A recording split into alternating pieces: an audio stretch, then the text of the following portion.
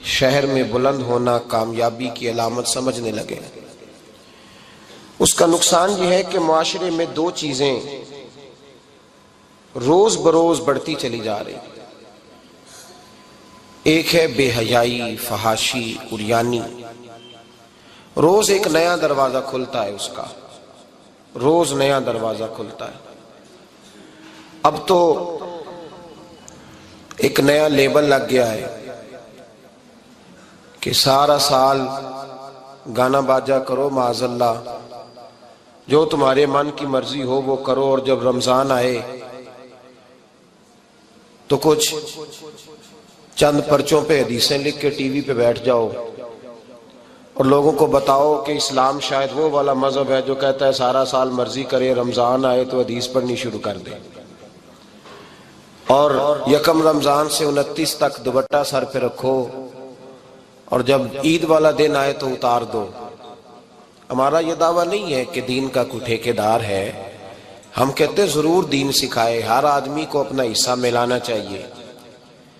تنے تنہا کوئی آدمی کوئی جماعت دین کا کام نہیں کر سکتی، لیکن دینداری صرف رمضان میں نہیں ہوتی، دینداری سارا سال ہوتی ہے۔ اب لوگوں نے دین کو جزوی طور پہ لینا شروع کر لیا ہے، کلی طور پہ لوگ دین کو نہیں اپناتے۔ شادی کے پروگرام منگنی سے لے کر بارات کے بیٹھنے تک سارے کام غیر شرعی ہوتے ہیں، مرد عورت کا اختلاط ہوتا ہے۔ سب سے بری رسم وہ ہے کہ جب جوان لڑکیاں ہاتھوں میں پھول لے کے دولہے اور اس کے دوستوں پر پھول پھینکتی ہیں، باقی ہر آدمی ڈرائنگ روم میں بیٹھتا ہے، ویڈیو والوں کو اجازت ہوتی ہے کہ وہ گھر کے ہر کونے تک پہنچ سکتا ہے۔ سارے کام غیر شرعی ہوتے ہیں اور جزوی طور پر دین پہ عمل ہوتا ہے۔ نکاح کا وقت آتا ہے تو کہتا ہے چپ کر جاؤ تھوڑی دیر کے لیے، بینڈ باجا بند کرو، ہم مسلمان ہو گئے۔ مولوی صاحب نکاح کے لیے تشریف لاتے ہیں، بیچارے چھپے بیٹھے ہوتے ہیں کسی کونے میں، چند کلمے پڑھا کے جب دعا کر کے چہرے پہ ہاتھ پورا نہیں پھیرتے تو پھر وہی تماشا شروع ہو جاتا ہے۔ جزوی طور پر لوگ دین پہ عمل کرتے ہیں۔ میرا رب فرماتا ہے یا ایھا الذین آمنوا اتقوا اللہ حق تقاتہ، اے ایمان والو رب سے ڈرو، اتنا ڈرو کہ جتنا ڈرنے کا حق ہے۔ وَلَا تَمُوتُنَّ إِلَّا وَأَنْتُمْ مُسْلِمُونَ، اور فرمایا یہ نہ ہو کہ تم مسجد میں مسلمان ہو اور بازار میں نہ ہو، اور ایسا نہیں ہونا چاہیے کہ جب تو تم زندہ ہو تو مسلمان ہو اور صبح مسلمان ہو تو معاذ اللہ شام کو کافر ہو، ایسا نہ ہو۔ فرمایا تم نے کلمہ پڑھا ہے تو میرے محبوب کے غلام ہو، اب مرتے دم تک مسلمان ہی رہنا، اب مرتے دم تک مسلمان رہنا، دیکھنا دامن دین تمہارے ہاتھ سے چھوٹ نہ جائے۔ دو باتیں عام ہو گئی ہیں امت مسلمان، عام، ایک فحاشی عریانی عام ہے اور روز بروز اس کا نیا رنگ ہے۔ اب تو میں نے کہا مذہب کا ساتھ لوگوں نے تھوڑا سا ذائقہ لگا لیا ہے، کہتے نہیں رمضان میں نمازیں پڑھ لیں گے، خیر ہے، بچ جائیں گے، چھٹی ہو جائے گی۔ وہ میں ہی کیوں نہ ہوں، میں ہی کیوں نہ ہوں، عورت کے سامنے کھلے منہ بیٹھنے کی کسی کو بھی اجازت نہیں، کسی کو بھی اجازت نہیں۔ کسی نے حضرت سیدنا جنید بغدادی سے کہا تھا کہ اگر مرد عورت نیک ہوں تو پھر تو درس و تدریس ہو سکتی ہے نا، پھر تو پڑھا سکتے ہیں نا ایک دوسرے، نیک ہو پرہیزگار ہو۔ تو دین چونکہ میرے رسول پاک کا ہے صلی اللہ علیہ، یہ کسی ایک شخص کے اٹھ کے نئی بات کرنے سے اور اس کو نیا جدید کو ٹانکا لگانے سے بدل تھوڑی جائے گا۔ حضرت جنید بغدادی سے کہہ دیا کہ حضرت جی اگر دو بندے نیک ہوں تو پھر بات چیت ہو سکتی ہے۔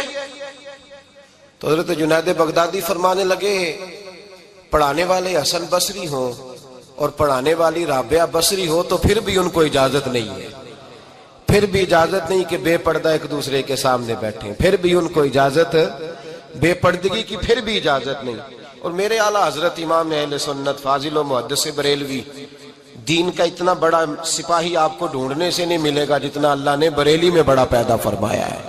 اور ہر محاذ پر کسی نے کہا حضرت جی بے پردہ بی بی مزار پہ جا سکتی ہے، اجازت ہے؟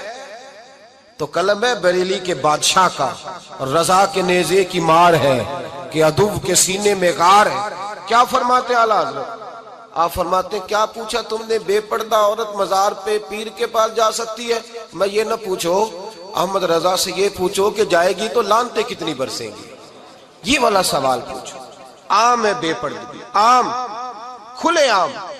اور میرے بھائی لوگ کہتے ہیں جدید ہونا چاہیے، یاد رکھو اسلام فقط گناہ سے منع نہیں کرتا، اسلام وہ دروازہ ہی بند کرتا ہے جس رستے سے گناہ ہو سکتا ہے، وہ دروازہ ہی بند ہے۔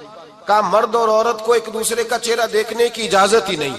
میرے رسول کریم صلی اللہ علیہ وسلم نے فرمایا زنا صرف مرد اور عورت کی خلوت صحیحہ کا نام تھوڑی ہے، فرمایا جس نے اپنی آنکھ کو گندا کیا وہ آنکھ کا زانی ہے، اور جس شخص نے اپنے کان سے بری بات سنی وہ کان کا بدکار ہے، اور محبوب فرماتے ہیں جس نے اپنے آنکھوں سے بری چیز کو دیکھا وہ آنکھ کا، اور جس نے بول کر لذت کا یہ سامان فراہم کیا وہ زبان کا زانی ہے، اسے بھی قیامت کے دن اسی طرح پوچھا جائے گا جس طرح زانی کو پوچھا جائے گا۔ میرے بھائی امت مسلمہ کا وقار، میرے رسول کریم علیہ الصلوۃ والسلام کے غلاموں کے دلوں میں شرم و حیا بھر دیا گیا۔ علامہ واقدی کہتے ہیں حضرت سعد بن ابی وقاص نے مدائن فتح کیا۔ مدائن کا ایک شہر تھا، اس کی بڑی بڑی اونچی بلڈنگیں تھیں، جو آدمی بھی جاتا تھا وہ سب سے پہلے جس شہر کی کوئی چیز معروف ہوتی ہے لوگ اس کو دیکھتے ہیں، اونچی اونچی بلڈنگیں تھیں، سب سے زیادہ اس شہر کے لوگوں نے اونچے مکانات اور زیادہ تعمیرات کر رکھی تھی۔ حضرت سعد بن ابی وقاص لشکر لے کے گزرے تو لشکر میں بوڑھے لوگ نہیں ہوتے، جوان لوگ ہوتے، توانا لوگ ہوتے، اور بڑے جیدار سپاہی تھے، 10,000 صحابہ کی جماعت تھی۔ حضرت سعد بن ابی وقاص امیر لشکر تھے۔ اب عیسائیوں نے ایک چال چلی، انہوں نے کہا مسلمان جب بازار سے گزریں گے لڑائی تو ہم ان کے ساتھ لڑ نہیں سکے، ہم وہ والا طریقہ اختیار کرتے ہیں کہ مسلمان قابو میں آ جائیں گے، ہم عورت کو بطور تیر کے استعمال کرتے ہیں، ہم اس کو بطور جال کے پھینکتے ہیں۔ کیا کیا؟ عورتوں کے ہاتھوں میں پھول دیے، پلیٹیں پکڑائیں، بلڈنگوں کی چھتوں پہ کھڑا کر دیا، فرمایا تم ان پر پھول پھینکنا، اگر 2-4 سپاہی بھی ہم اپنے قابو میں کرنے میں کامیاب ہو گئے تو دراڑ تو پڑ گئی نا، تم ان پر پھول پھینکنا۔ یہ دیکھیں رسم چلی کہاں سے، ہم نے اپنا لی ہے، چلی کہاں سے اور ہم نے اس کو اخذ کر لیا، رواج بن گیا۔ حضرت سعد بن ابی وقاص رضی اللہ تعالیٰ عنہ جب اس بازار سے گزرے تو آگے آگے امیر لشکر کا گھوڑا تھا، پیچھے 10,000 صحابہ گھوڑوں پہ بیٹھے ہیں۔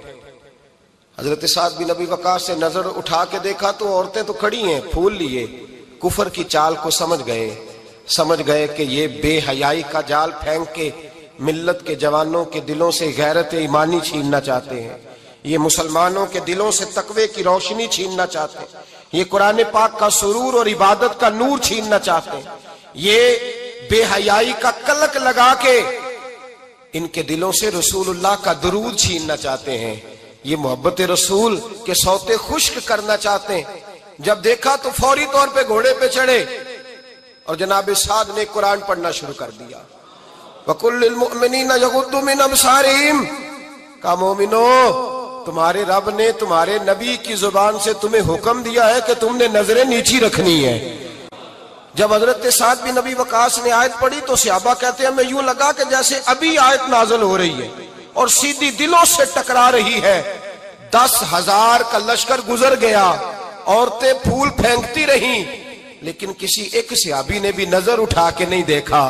جب لشکر گزرا تو ان بیبیوں نے پلیٹیں پھینکی اور کہنے لگی عیسائیوں تم کتنے نالائق اور کس قدر بڑے تم بد تہذیب ہو کہ اپنی عورتیں استعمال کرتے ہو لوگوں کو قابو کرنے کے لیے، کس قدر تم زیادہ غیرت سے گرے ہوئے ہو، اور یہ کتنا اعلیٰ طبقہ ہے کہ ہم دادے توجہ دیتی رہی، انہوں نے پلٹ کے نہیں دیکھا، کہنے لگے تم جھوٹے ہو، اور جس رسول کے غلام اتنے اعلیٰ درجے کے پائے کے حیا والے ہیں وہ نبی کتنی شان والا ہوگا۔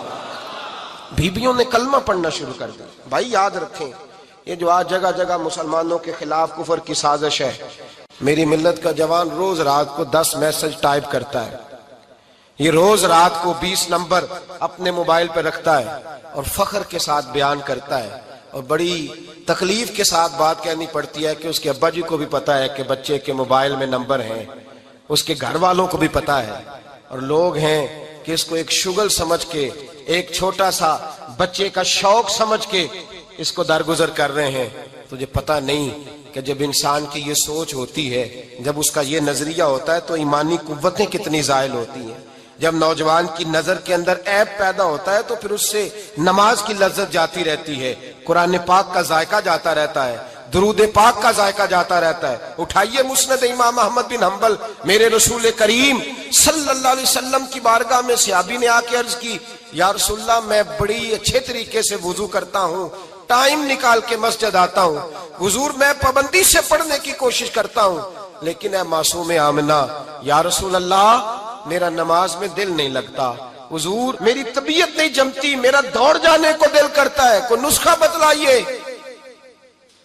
محبوب نے فرمایا تو اپنی نظر کو پاک کر لے، تیرے نبی کا وعدہ ہے تیرا نماز میں دل لگنا شروع ہو جائے گا۔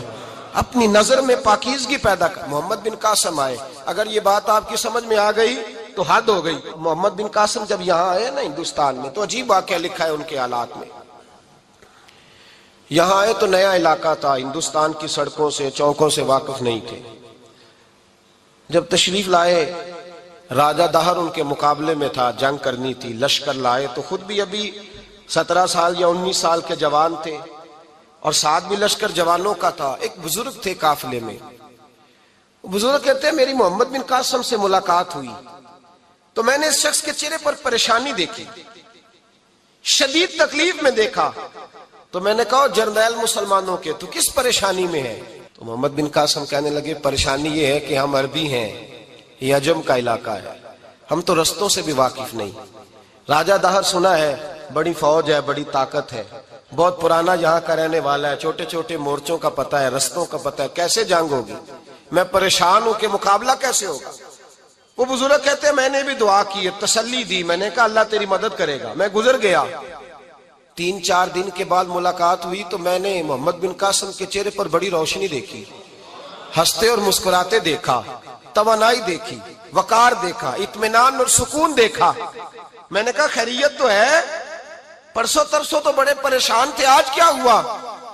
اگر یہ بات سمجھ میں آ گئی میری ملت کے جوان کے، اگر یہ بات سمجھ میں آ گئی تو شاید اسے ڈھب اور سلیقہ آ جائے جینے کا، شاید یہ سمجھ جائے کہ میری توانائی کا راز کہاں ہے۔ کہنے لگے بھائی پرسوں ترسوں بڑے پریشان تھے، آج کیا ہوا؟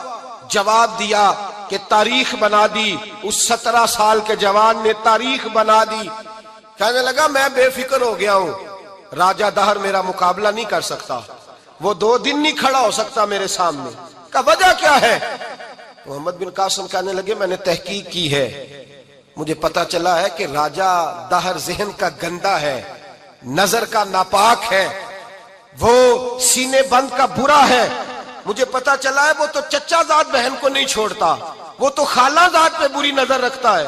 مجھے پتا چلا ہے کہ اس کے تو اپنے علاقے کی عورتیں اس کی نظر سے محفوظ نہیں ہیں۔ کہنے لگا جو گندی نظر کا جوان ہوتا ہے وہ کسی میدان میں نہیں ٹھہر سکتا۔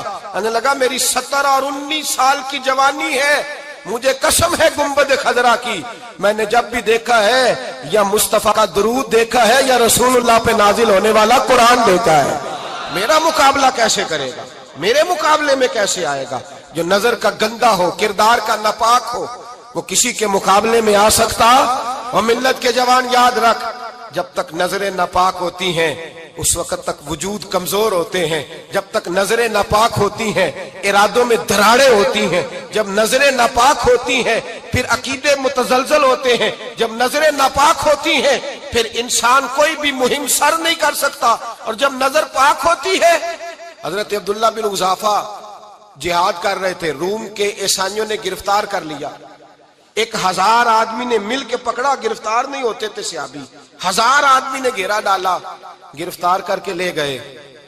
اور جب بادشاہ کے سامنے گئے تو وزیر کہنے لگا بادشاہ بندہ بڑے کام کا ہے، اگر ہمارے قابو آ گیا تو فائدہ دے گا۔ صحابی ہیں حضرت عبداللہ بن حذافہ، حضرت فاروق اعظم کا زمانہ ہے، اگر قابو آ گیا تو فائدہ دے گا۔ بادشاہ کہنے لگا کیوں، کیا خوبی ہے؟ کہنے لگے ہم 1000 آدمی تھے، یہ اکیلا قابو نہیں آ رہا تھا، 1000 آدمی تھے. اگر ہماری فوج میں شامل ہو گیا تو بہت بڑا جرنیل ملے گا. بادشاہ کہنے لگا کوئی مسئلہ نہیں، 2-3 چیزیں ہوتی ہیں بندے کو خریدنے کے لیے، خرید لیتے ہیں. بادشاہ کہنے لگا عبداللہ جتنی دولت تجھے چاہیے میں تجھے دے دیتا ہوں، میرے لشکر میں آ جا، معاذ اللہ اسلام چھوڑ دے. حضرت عبداللہ بن حذافہ کیا فرماتے ہیں بڑا تو بیوقوف ہے، میں نے دولت کمانی ہوتی تو مدینے میں بیٹھ کے تجارت کرتا. میں دولت کمانے نہیں نکلا، میں تو رسول اللہ کی رضا کمانے کے لیے نکلا ہوا ہوں. دولت کمانے ہوتی تو کسی مارکیٹ میں ہوتا، میدان میں آنا تھا. شہادت ہے مطلوب مقصود مومن، نہ مال غنیمت نہ کشور کشائی. یہ دولت تو لونڈی ہے رسول اللہ کے دروازے کی، یہ تو پیچھے پیچھے پھرتی ہے نبی پاک کے غلاموں. یہ کمانی ہوتی تو میں کسی مارکیٹ میں ہوتا، میدان میں تھوڑا ہوتا. عبداللہ بن حذافہ سے دوسری چال چلی. کہنے لگے میاں عہدہ جو تجھے چاہیے، میں بادشاہ ہوں، میرے نیچے جو عہدہ تو کہے گا وہ تجھے مل جائے گا.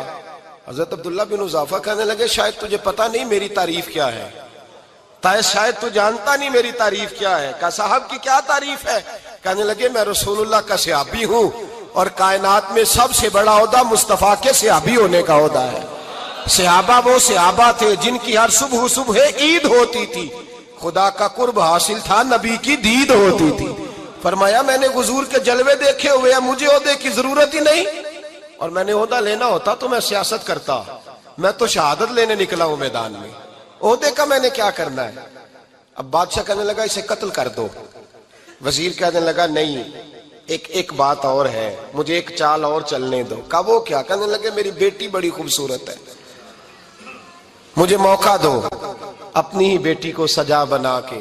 وہ جوان جس کی جوانی اتنی بڑی ہے کہ 1000 آدمی مقابلے میں کھڑا نہیں ہوتا، اس جوان کے کمرے میں رات کی تنہائی میں بنا سوار کے بی بی کو بھیجا.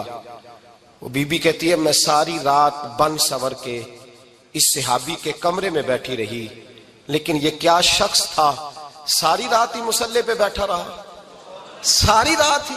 کچھ دیر تھک جاتا تو یہ کریم رسول پہ درود پڑھنا شروع کر دیتا. بی بی کہتی ہے سحری ہو گئی تو میں نے چھو کے دیکھا کہ انسان ہے کہ جن ہے، یہ بندہ ہے کہ فرشتہ ہے، چھو کے دیکھا. کہنے لگے پیچھے ہٹ جا. میں نے کہا میں نے تو سنا تھا تو 1000 کے مقابلے میں ہے اور تو اتنا بے حس ہے کہ بنی سوری دلہن بیٹھی ہے، تو نے نظر نہیں کی. عبداللہ بن حذافہ بی بی کہتی ہے نظر پھر نہیں اٹھائی، نظر پھر جھکی ہوئی ہے. کہنے لگے بی بی میں مجبور ہوں، اب میرے اوپر کوئی حسن نہیں چلتا، میں نے جلوہ بدوحا کا دیدار کیا ہوا ہے، اب میری نگاہوں میں جچتا نہیں کوئی، اس لیے کہ جیسے میرے سرکار ہے ایسا نہیں کوئی. کبھی بھی اب نہیں کسی کا میرے اوپر جادو چلتا. میں نے مصطفیٰ کو اور کہا ذرا پیچھے ہٹ کے بیٹھ، مجھے میرے رسول نے غیر محرم سے بچنے کا حکم دیا ہے، ذرا پیچھے ہٹ کے بیٹھ. سحری کا وقت تھا. وہ بی بی کہتی ہے اس نوجوان کے جملے میرا سینہ چیر گئے، کلیجہ پھٹ گیا، چیخ نکلی، میں کفر کے عالم میں روئی. میں نے کہا مجھے بتا تو صحیح، آخر یہ جذبہ کہاں سے ملتا ہے، آخر یہ روشنی تو میں نے دیکھی نہیں، کہاں سے آتی ہے؟ ایک میرا باپ ہے جو بنا سور کے مجھے تیرے کمرے میں چھوڑ گیا، بتلا یہ کہاں سے کیف آتے ہیں؟ تو عبداللہ بن حذافہ کہنے لگے اگر کیف لینا ہے تو تو بھی میرے مصطفیٰ کا کلمہ پڑھ جا، آجا دروازہ رسول پہ جھک جا، مل جائے گا. سویرے دروازے پہ باپ آیا بیٹی سے رزلٹ لینے، دروازہ کھولا تو بیٹی نقاب پہنے باہر آئی. باپ کہنے لگا کیا بنا؟ کہنے لگی پیچھے ہٹ جا، تو غیر محرم ہے، کافر ہے، میں مسلمان ہوں. اس نے کہا کیا ہوا؟ کہنے لگی تیرے جیسے کو باپ کہوں، تیرے جیسے کو جو مجھے استعمال کر رہا تھا. میں تجھے باپ نہیں مانتی، میں اب رسول والی ہو گئی ہوں، میں حضرت فاطمہ کی کنیزہ ہو گئی ہوں، میں اب نبی کریم کی خادمہ ہوں، خبردار میرے قریب نہ آنا. یہ دعو بھی ناکام ہوا. اب حضرت عبداللہ بن حذافہ کے سامنے موت کھڑی کی، ایک کڑا میں تیل گرم کیا، کہنے لگے تجھے اس میں جلایا جائے گا. حضرت عبداللہ بن حذافہ رضی اللہ تعالیٰ عنہ جب جلنے کے قریب ہوئے تو رونے لگے. روم کا بادشاہ کہنے لگا شاید ڈر گیا ہے. کہنے لگے اب سمجھ آئی ہے، اب تجھے پتا چلا ہے، چلا آ جا. حضرت عبداللہ بن حذافہ کہنے لگے تو کافر ہے، تیری کافروں والی سوچ ہے. اس لیے نہیں رویا کہ موت سے ڈر گیا ہوں، میں تو اس لیے رویا ہوں کہ ایک جان ہے، وہ نبی پاک پہ قربان ہو رہی ہے. کاش رب مجھے 1000 جان دیتا، میں ساری مصطفیٰ پہ قربان کر دیتا. फाजिल बरेलवी फरमाते हैं, करूं तेरे नाम पे जां फिदा, न बस एक जां दो जहां फिदा, और मेरा दो जहां से भी नहीं जी भरा, मैं करूं क्या कि करोड़ों जहां नहीं। और मियां साहब फरमाते हो कच्चा रंग ललारी वाला जेड़ा चढ़दा लैंदा रहिंदा, ए इश्क तेरे दा रंग मुहम्मद चढ़ जाए फेर नहीं लैंदा, इश्क तेरे दा रंग मुहम्मद चढ़ जाए फेर ये नहीं लैंदा। मेरे भाई वो रूम का बादशाह कहने लगा दुनिया मैंने भी बड़ी देखी है, पर जैसे पाक साफ मुस्तफा के गुलाम देखे ऐसा मैंने कोई नहीं देखा। ओ भाइयों, नजर पाक हो, रूह पाक हो, मिजाज पाक हो, फिर इंसान बड़े बड़े काम करता, फिर वो मुहिम्मात को सर करता, फिर वो सिर्फ एक घर के लिए नहीं, वो मिल्लत के लिए फायदा मंद होता है, फिर वो घरानों को लेकर चलता है, फिर वो बड़े बड़े मुआशरे तश्कील देता है। मेरे रसूल करीम सल्लल्लाहु अलैहि वसल्लम ने पाक साफ ज़हन के लोग तैयार किए। हजरत मरसद फरमाते हैं, मैं एक औरत पे आशिक था, जब कलमा पढ़ा नबी पाक ने मेरी पुश्त पे हाथ फेरा, मैंने कहा हुजूर कोई नसीहत? नबी पाक ने फरमाया नजर को पाक रखना। आप फरमाते हैं औरतें मेरे पीछे भागा करती थी और मुझे कहा करती थी अब तू देखता क्यों नहीं? तो मैंने कहा पता मुझे भी नहीं, मुस्तफा की एक नजर हुई है, रब ने सारे महल को चैल दूर फरमा दिए, सारा कुछ ही बदल गया। मिल्लत के जवानों याद रखो इस बात को, ये पाकीज़गी, ये नजर, ये पाकीज़गी, ये मिजाज, ये इंसान से बड़े काम करा लेती है। और अगर तेरी नजर नापाक रहती है फिर तो कुछ नहीं कर सकता, फिर तेरी जिंदगी एक ऐसे कैद खाने में कैद हो गई है जो तुझे दो कदम भी नहीं चलने देगी। सबसे पहले मिजाज की पाकीज़गी, और दूसरा इस्लाह मुआशरा के लिए अहम दर्स ये है अपने आप को पाक साफ रखें, ज़हनी तौर पर, नजरियाती तौर पर। और दूसरा दर्स ये है मेरे भाई, जुल्म और ज्यादती से बचें, पाक साफ रह के वक्त शुरू करें, और किसी जगह भी कोई ज्यादती, कोई जुल्म, मेरे नबी करीम सल्लल्लाहु अलैहि वसल्लम के मिजाज को अगर आप देखेंगे ना, हमारे मुआशरे में आज सबसे ज्यादा ज्यादती पता कौन सी होती है? लोग इज्जतें पामाल करते, बदगुमानियां करते। अबू जाल ये काम करता था कि वो नबी पाक सल्लल्लाहु अलैहि वसल्लम पर, सहाबा पर माज़अल्लाह शख्सी एतराजात करता था, शख्सी। अजीजों, जब आदमी का किसी से इख्तलाफ होता है ना, या किसी को पसंद नहीं करता या किसी को रिजेक्ट करना चाहता है, तो शख्सी एतराजात करता है, नीचे उतरता है, कमजोर बात करता है, छोटी बात करता है। और हमारे जमाने में तो ये काम हसद की वजह से होता है, बड़े बड़े जमातें टूट जाती हैं, मिल्लतों का शिराजा बिखर जाता है, लेकिन लोग अपनी उस हरकत से बाज नहीं आते, सारी जिंदगी जाती और निजी एतराजात करते रहे। अबू जाल के अंदर हजारों ऐब पाए जाते थे, शराबी भी था, बदकार भी था, बेहया भी था, जालिम भी था। मेरे नबी पाक सल्लल्लाहु अलैहि वसल्लम ने उसे दीन का पैगाम दिया है, लेकिन तारीख की किसी किताब में आपको ये नहीं मिलेगा कि हुजूर ने कभी उसकी शख्सियत पर एतराज किया हो। ये फरमाया है कि बड़ा फिरौन है इस उम्मत का, लेकिन नीचे उतरकर कभी उसकी जाती और शख्सी जिंदगी पर कोई ज्यादती सहाबा की तरफ से और नबी पाक की तरफ से। बहुत बड़ी बात समझा रहा हूं, अगर आपकी समझ में आए तो। हम जातियात पर उतरते, जात पर उतरकर ज्यादती करते, जात पर। हमारा अब जुल्म निजी सतह से शुरू हो रहा है और पूरी मिल्लत को लपेट में ले रहा है, पूरी मिल्लत को। छोटी छोटी ज्यादती हैं जो पूरे मुआशरे को अपनी लपेट में लेती हैं। मेरे नबी करीम अलैहिस्सलाम ने जो दीन हमें दिया है वो खैर खाई का मजहब है, वो भला करने का मजहब है, वो काम आने का मजहब है, वो जुल्म से बचने का मजहब है। मेरे नबी पाक ने फरमाया जुल्म से बच जाना, कयामत के अंधेरों में जो बड़ा अंधेरा होगा वो जुल्म होगा। इस्लाह मुआशरा कॉन्फ्रेंस का पहला सबक मैंने अर्ज किया कि नजर को, जहन को, सोच को पाक रखें, और दूसरा जिंदगी में कभी ज्यादती न करें, कभी भी अपने मुखालिफ पर भी कभी शख्सी, जाती और निजी एतराजात न करें। ये इंसान के अंदर का जुल्म होता है, हमारे घरों के अंदर से जुल्म जन्म लेने लगा है। रोज बहू पे तेल छिड़का जाता है, रोज किसी न किसी शहर से, अपने ही घर से, अपने ही चिराग को बंद करने की खबर निकलती है। सड़कों पे, चौकों पे, चौराहों में गरीब मसले जाते हैं, जिसके हाथ जहां तक पहुंचते हैं वो वहां तक माज़अल्लाह ज्यादती कर गुजरता है। अगर कौम जुल्म से बचने लगे, ज्यादती से बचने लगे, तकलीफ देने से बचने लगे तो मुआशरा संवर जाएगा। मेरे रसूल करीम अलैहिस्सलाम ने अपने गुलामों से पूछा था, बताओ मुफलिस कौन होता है? कौन है जिसके पास कुछ नहीं होता? صحابہ نے کہا یا رسول اللہ جس کے پاس پیسے نہ ہو، بخاری مسلم متفق علیہ حدیث ہے، نبی کریم نے فرمایا نہ بھائی، مفلس تو وہ ہوگا جو قیامت کے دن احد پہاڑ کے برابر نیکیاں لے کے آئے گا۔ یا رسول اللہ اتنی نیکیاں پھر بھی مفلس ہے، پھر بھی غریب ہے؟ تو نبی پاک نے فرمایا نیکیاں پہاڑ کے برابر ہیں، پر اس نے چگلیاں بڑی کی ہیں، غیبتیں بڑی کی ہیں، مذاق بڑے اڑائے، اس نے لوگوں پر پھبتیاں بڑی کسی، تان و تشنی بڑے کیے، ظلم بڑے کیے، گالی بڑی دی، لوگوں کے بارے میں بری باتیں کی۔ اب رب کریم نے وہ ساری نیکیاں ان لوگوں میں بانٹ دی، یہ مفلس ہو گیا، غریب ہو گیا۔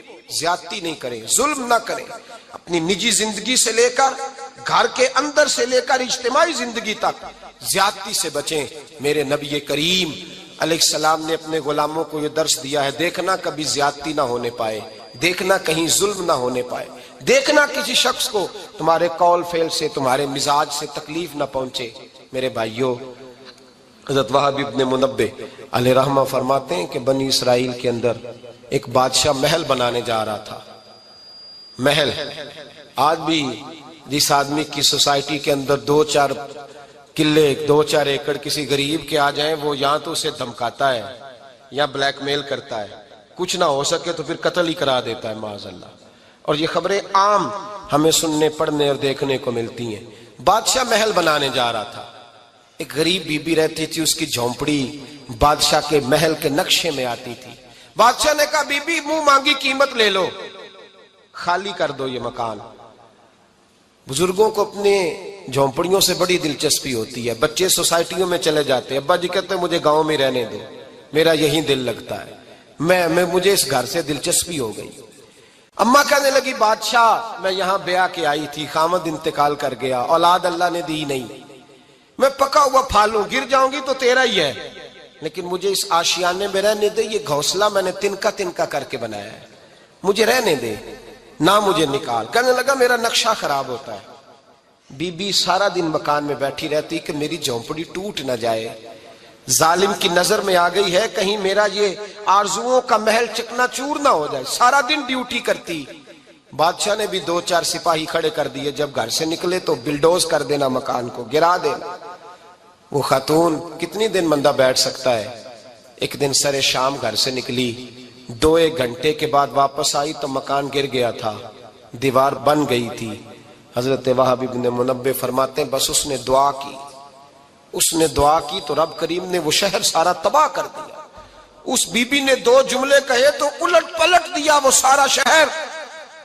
میرے نبی کریم علیہ السلام نے فرمایا جب مظلوم کے ہاتھ دعا کے لیے اٹھتے ہیں تو عرش کا مالک آسمان سے کہتا ہے کھول دے سارے دروازے، اس کے بیچ کوئی پردہ نہیں رہنا چاہیے، آنے دے، مظلوم ہے، اس پر ظلم ہوا ہے، ظلم ہوا ہے۔ لوگ کہتے ہیں میں بے چین رہتا ہوں صاحب، مولانا صاحب، پیر صاحب، وہ گھر کے ایک کونے سے چیخنے کی آواز آتی ہے، کوئی دم مل جائے، کوئی تعویذ ہو جائے، کچھ ایسا ہو جائے کہ بچت ہو جائے، کوئی ایسی پھونک لگ جائے کہ آرام آ جائے۔ تو میں کہتا ہوں بھائی اگر بڑے دم کرانے سے بھی فرق نہیں پڑا، اگر بڑے تعویذ لینے سے بھی چیخیں بند نہیں ہوئی، تو ذرا ٹٹول کے دیکھ لو کہیں کسی یتیم کی آہیں ہی نہ دفن ہو وہاں، کہیں کسی غریب کا گوشت تو نہیں دبا لیا، کہیں کسی کو لوٹ کے تو دیوار نہیں بنا لی، کہیں کسی کا مکان پہ قبضہ کر کے تو نہیں بنایا۔ اگر لوٹ اور حرام کا مال ہو تو پھر چیخیں بند نہیں ہوتی، پھر سکون سے سویا نہیں جاتا، پھر وہاں آرام کی نیند نہیں آتی۔ حضرت وہب ابن منبہ فرماتے ہیں بی بی آئی اور آ کر کے اس نے جب دیکھا میرا گھر ٹوٹ گیا ہے، محل ٹوٹ گیا ہے، حالات بدل گئے ہیں، تو وہ خاتون آتی ہے اور میرے بھائی دعا کی تو اس نے انداز ہی بدل کے رکھ دیے۔ مکان سے نکلی تو مکان ٹوٹ گیا، اور فرماتے ہیں واپس آئی تو ہاتھ پھیلا کے پتہ کیا کہتی ہے؟ کہتی اے اللہ میں تو موجود نہیں تھی، بتا تو کہاں گیا تھا؟ تو بھی موجود نہیں تھا، میں تو نہیں تھی، پر تو کہاں تھا؟ بس رب کریم نے حضرت جبریل کو حکم دیا، فرمایا یہ بستی الٹ دو، ساری تباہ کر دو، یہ لوگ نہیں رہنے چاہیے، جو ظلم تو سہتے ہیں بغاوت نہیں کرتے، نہیں رہنے چاہیے۔ صاحب طبقات کہتے ہیں میرے مصطفیٰ کریم سید عالم صلی اللہ علیہ وسلم کے وصال ظاہری کے ایام قریب آئے تو حضور نے سرخ پٹی باندھی، تیز بخار ہے نبی کریم کو، 2 صحابہ سہارا دے کے مسجد میں لائے، نبی پاک علیہ السلام کو بظاہر سہارا دے کے لایا گیا، کریم رسول نے لوگوں کو جمع کیا، حضور آج کیا ہونے والا ہے، آج کیا کہا جائے گا، آج کس لیے میٹنگ بلائی ہے؟ نبی کریم کے کل صحابہ جب مسجد میں جمع ہوئے تو کھچا کھچ مسجد بھری ہے۔ وصال ظاہری سے چند یوم پہلے کی بات، نبی پاک نے فرمایا آج تمہیں کوئی جہاد کی ترغیب نہیں دینی، آج کوئی نیا پیغام نہیں دینا، آج تمہیں بتانا ہے کہ رب نے اپنے بندے کو اختیار دیا ہے، چاہے تو دنیا میں رہے، چاہے تو اس کی بارگاہ میں حاضر ہو جائے۔ اس عبد نے بارگاہ ربوبیت کی طرف لوٹنے کا ارادہ کر لیا ہے۔ حضرت صدیق اکبر رونے لگے تو صحابہ نے کہا تمہیں کیا ہوا؟ کہنے لگے سمجھ نہیں رہے، کسی کی بات نہیں کر رہے، نبی پاک تو اپنی بات فرما رہے ہیں، اس نے جانے کا ارادہ کر لیا۔ سنیے میرے بھائی، محبوب پاک نے فرمایا بھائی کسی شخص کو میری طرف سے کوئی تکلیف پہنچی ہو تو بدلہ لے سکتا ہے، بدلہ لے سکتا ہے، کسی کو تکلیف پہنچی ہو۔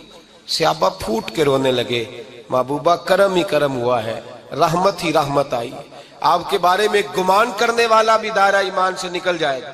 حضور آپ کیا فرما رہے ہیں؟ فرمایا نہیں بھائی اٹھو۔ پیچھے سے جناب عکاشہ بن محصن اٹھے، ہاتھ کانپتے ہیں، آگے بڑھے، کہنے لگے یا رسول اللہ، ایک جنگ کے موقع پر آپ نے درہ مارا تھا، ننگی پیٹھ پر صفیں سیدھی کراتے، بات دل میں رہ گئی ہے، میں نے بدلہ لینا ہے۔ نبی کریم نے فرمایا بلال دوڑ کے جاؤ، فاطمہ کے گھر درہ پڑا ہے، درہ لاؤ۔ سیدنا بلال حبشی کہتے میں گیا، دستک دی، سیدہ طیبہ طاہرہ حضرت فاطمہ فرمانے لگی بلال کیسے آئے ہو؟ اماں جی وہ درہ چاہیے تھا۔ سیدہ کو تشویش ہوئی، کہنے لگے بلال نہ تو جنگ پہ جانا ہے، نہ جہاد ہے، نہ کوئی ایسا موقع ہے، حضور کی تو طبیعت مبارک بظاہر بڑی علیل ہے، درہ کیا کریں گے؟ حضرت بلال عرض کرنے لگے اماں جی ایک صحابی بدلہ لینے لگے ہیں، صاحب طبقات نے جملے لکھے ہیں، کہتے ہیں بی بی صاحبہ نے درہ بھی دیا اور امام حسن حسین کو بھی باہر نکالا۔ فرمانے لگی عکاشہ سے کہنا 100 درے مارے، ان دو شہزادوں کے جسم پر نبی پاک کے قریب نہ جائے، میں نے 2 بچے پیدا ہی اپنے محبوب پر قربان کرنے کے لیے کیے، ان کو لے جائے۔ حضرت بلال کہتے ہیں میں 2 شہزادے لے کے آیا، اور جب دروازے میں میں لے کے پہنچا تو نبی پاک نے دیکھا تو آنکھوں میں آنسو آ گئے، فرمایا ان کو بٹھا دو، مجھے پتا ہے فاطمہ نے کیا کہہ کے بھیجا ہے۔ حضرت سیدنا بلال فرماتے ہیں درہ میں نے جناب عکاشہ کو دیا، حضرت عکاشہ درہ لے کے آگے جو بڑھے تو حضرت ابوبکر صدیق نے ان کے پیروں پہ ہاتھ رکھا، فرمایا عکاشہ میری طرف آ یار، مجھے مار درے، نبی پاک کے قریب نہ جا۔ مصطفیٰ کریم نے فرمایا ابوبکر تو ہٹ جا، اسے آنے دے۔ فرماتے ہیں میں چند قدم آگے گیا تو مولا علی شیر خدا نے میرے پیر پہ ہاتھ رکھا، کہنے لگے عکاشہ سوچ تو صحیح تو کیا کر رہا ہے؟ حضور نے فرمایا علی ہٹ جاؤ، میرا اور ان کا معاملہ ہے۔ جناب عکاشہ آگے بڑھ رہے، نبی کریم نے فرمایا میں اپنی امت کو درس دینا چاہتا ہوں، خبردار خبردار زندگی میں تمہارے ہاتھ سے زبان سے کسی کو تکلیف نہ پہنچنے پائے، خبردار یاد رکھنا وہ معاشرے بگڑ جاتے ہیں، وہ معاشرے تباہ کر دیے جاتے ہیں جہاں ظلم ہوتا ہے، جہاں زیادتی ہوتی ہے، جہاں لوگوں کو ستایا جاتا ہے۔ محبوب کریم کے قریب آئے حضرت عکاشہ کا، حضور میری پیٹھ ننگی تھی، آپ بھی ذرا کپڑا ہٹائیے۔ نبی کریم نے پیٹھ سے کپڑا ہٹایا، جناب عکاشہ نے درہ جو اٹھایا تو صحابہ کی چیخیں نکلی، حضرت عکاشہ نے درہ دور پھینکا، حضور کے بطن اطہر سے لپٹ گئے، چومنے لگے، کہنے لگے حضور وہ تو صفیں سیدھی کراتے لگ گیا تھا، آپ نے کہاں مارا تھا؟ یا رسول اللہ میں تو بہانہ بنا رہا تھا کہ جاتی دفعہ مجھے وجود چومنے کا موقع نصیب ہو جائے، مجھے یہ موقع نصیب ہو جائے۔ میرے حبیب نے فرمایا جس نے جنتی دیکھنا ہو میرے عکاشہ کی زیارت کر لے۔ بھائی ظلم کا دروازہ کھلا ہوا ہے اور لوگ بھول جاتے ہیں زیادتی کرتے ہوئے، وہ بہو سے ہی کیوں نہ کریں، وہ اپنے گھر کے بھول جاتے ہیں کہ شاید پوچھنے والا کوئی نہیں، شاید میزان نہیں لگے گا۔ ایران کے بادشاہ نے اپنے بیٹے کو پڑھانے کے لیے ایک استاد صاحب کا بندوبست کیا۔ استاد صاحب کو کہا کہ میرے بچے کو دین پڑھائیے، میں چاہتا ہوں کل اس نے عنان حکومت کو سنبھالنا ہے تو یہ دین سے آگاہ ہو جائے، اس کو کچھ سکھائیے پڑھائیے۔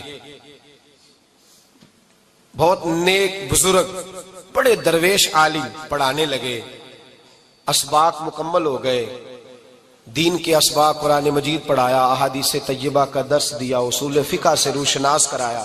جب بچے نے مکمل تعلیم حاصل کر لی اور آمین ہو گئی، دستار ہو گئی، فارغ ہو گئے، تو پھر ایک دن استاد صاحب نے کہا بیٹے کل تم نے ضرور آنا ہے، کچھ بات کرنی ہے۔ शहजादा गया मिलने उस्ताद साहब से। उस्ताद साहब ने कुंडी लगा ली, हाथ में दुर्रा पकड़ लिया, मार मार के पूरे वजूद को जख्मी कर दिया। कोई गलती नहीं, कोई बात नहीं, मारा। अब बच्चा आया, आके बादशाह सलामत से कहा कि अब्बा जी समझ नहीं आई, बड़ा मारा है उस्ताद। तो सियाने थे ना बादशाह, यहां तो कारी साहब रोज कटहरे में खड़े होते हैं, मौलवी साहब आपने मेरे बच्चे को क्यों मारा है? आप 8,000 के मौलवी हैं, मेरा कई करोड़ का बच्चा है, सवेरे बदल लेंगे। खबरदार आपने बच्चे को हाथ लगाया, अपनी हैसियत में रहे माज़अल्लाह। जो कौमें उस्तादों को कटहरों में खड़ा करती हैं वो तरक्की नहीं कर पाती, जो उस्तादों को कटहरों में रोज खड़ा करती। कहा अब्बा जी बड़ा मारा है। तो वालिद बड़े समझदार थे, कहने लगे बेटा उस्ताद बाप होता है, वो ज्यादती नहीं करता, कोई बात होगी, मैं तेरे उस्ताद को कटहरे में नहीं बुलाऊंगा। अम्मा से बात की, अम्मा कहने लगी बेटा मैं तेरे बाप से कैसे बात करूं, डर आता। वक्त गुजर गया, 22 साल बीत गए, 22 साल गुजर गए। बादशाह का इंतकाल हुआ, शहजादा तख्त पे बैठा। पहला हुक्म ये दिया कि मेरे उस्ताद को बुलाओ, पहला हुक्म। उस्ताद जी बूढ़े हो गए थे, छड़ी के ऊपर टेक लगा के आए और भवें सफेद होके झुक गई थी। यूं आंख खोल के बड़ी मुश्किल से देखा, कहने लगे शहजादे हुक्म हो। कब मैं शहजादा नहीं, अब मैं बादशाह बन गया हूं। उस्ताद जी 22 साल बीत गए, आपने मारा था, पर वो दर्द चूंकि ज्यादती की थी, मेरा कसूर कोई नहीं था, तो ना मेरी रूह से दर्द गया है ना मेरे जिस्म से गया है, मैं बेख्तियार था, पूछ नहीं सकता था, आज बाइख्तियार हुआ हूं। सबसे पहले पहला हुक्म आपको दिया, बुलाया है, बताए क्यों मारा था, क्यों मुझे मारा था, मेरी ज्यादती बताए।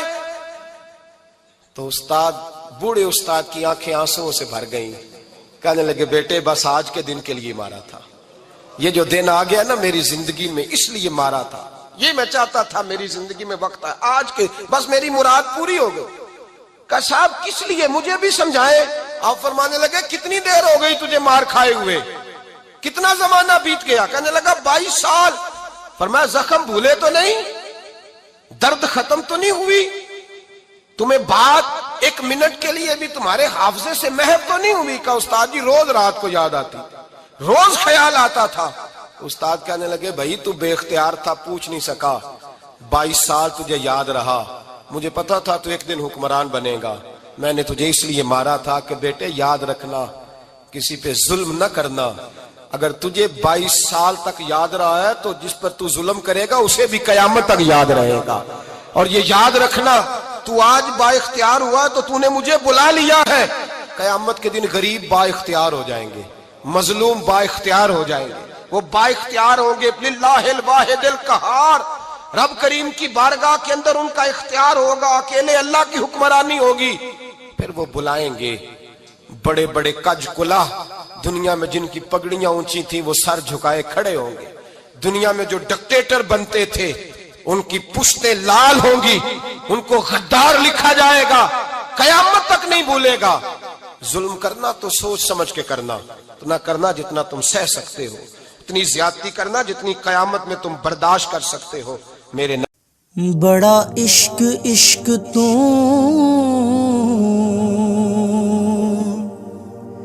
करना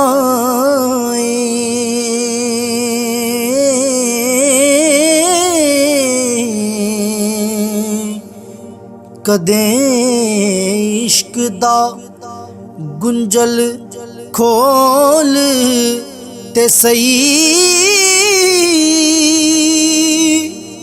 तैनू मिट्टी विच ना रोल देवे